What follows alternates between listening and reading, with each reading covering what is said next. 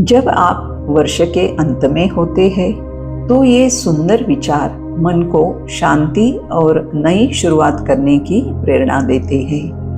यह वर्ष समाप्त हो गया है और इसके साथ ही हम अपने जीवन की नकारात्मकता, गलतफहमियां और तनाव को भी समाप्त करें। नए वर्ष में हम अपने शारीरिक, मानसिक, भावनात्मक और आध्यात्मिक स्वास्थ्य का ध्यान रखें। जय श्री कृष्ण दोस्तों, आप सभी को नववर्ष की हार्दिक शुभकामनाएं।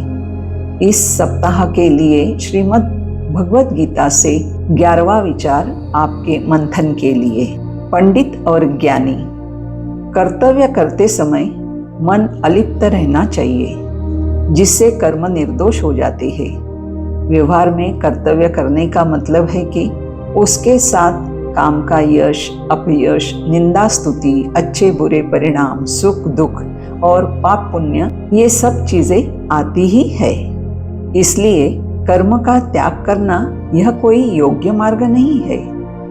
इसलिए कर्म करते समय अपनी मनोवृत्ति निष्काम कर्मयोग की रखने का प्रयास करना चाहिए। स्वार्थ, भोग की इच्छा, लोभ, मत्सर, फल विषय लालसा, ये चीजें छोड़नी चाहिए। यश अपयश को समान मानकर मन को संतुष्ट रखना चाहिए। इससे कर्म निर्दोष हो जाते हैं। मंथन। अपने आचरण को ज्ञान का यानी विचारों का आधार बनाना चाहिए। विचारों और ज्ञान से सुख, उपभोग की वासना, स्वार्थ, मत्सर आदि विकार कम होने चाहिए। मन शांत और संतुष्ट रहना चाहिए।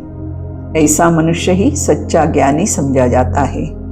विद्या और ज्ञान के साथ साथ वासनाएं और विकार कम होने चाहिए। जरूर सोचिएगा और अपने जीवन में अपनाइए। धन्यवाद।